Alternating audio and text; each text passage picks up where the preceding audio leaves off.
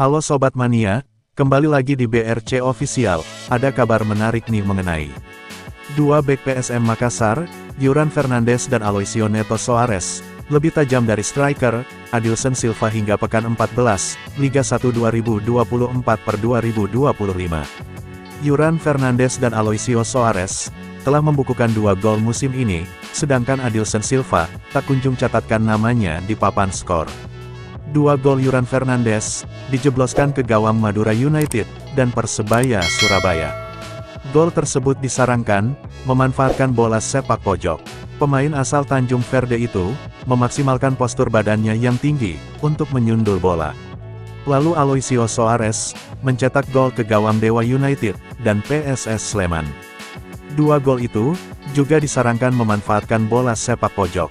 Lebih tajamnya Yuran Fernandes dan Aloisio Soares jadi tamparan bagi Adilson Silva. Apalagi, pemain berpaspor Portugal itu merupakan seorang striker. Sudah 13 laga dijalani, dengan durasi 532 menit tanpa gol. Peluang diciptakan Adilson Silva terbilang minim, dengan 6 tembakan, hanya 3 mengarah ke gawang. Peluang diperoleh kerap tidak dimaksimalkan dengan baik oleh pemain nomor punggung 9 ini. Salah satunya, ketika PSM Makassar lawan PSS Sleman, di Stadion Batakan, Balikpapan, Kalimantan Timur, Jumat tanggal 13 Desember tahun 2024 sore. Adilson Silva soloran ke dalam kotak penalti, tapi tembakannya lemah, sehingga bola berhasil dihalau Ega Rizky. Beban berat kini harus diemban Adilson Silva dengan seret golnya.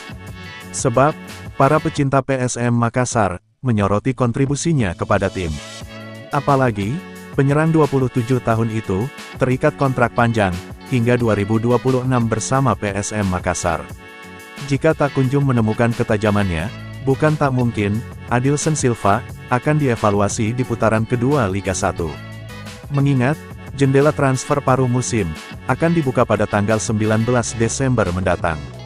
PSM Makassar kini bisa dibilang raja seri. Pasalnya, dari 14 pertandingan telah dilakoni, separuh pertandingan PSM Makassar berakhir seri. Yakni sebanyak 8 kali. Jumlah bermain seri itu paling banyak di antara 18 klub Liga 1. Di bawah PSM Makassar, ada Dewa United dan Malut United yang mencatatkan hasil imbang 7 dan 6 kali. Seringnya dapat hasil imbang membuat PSM Makassar semakin jauh dari pemuncak klasemen sementara Persebaya Surabaya yang mengoleksi 33 poin. PSM Makassar terpaut 10 poin, kini di peringkat 6 dengan tabungan 23 poin. Nah itu dia sobat untuk update kabar hari ini.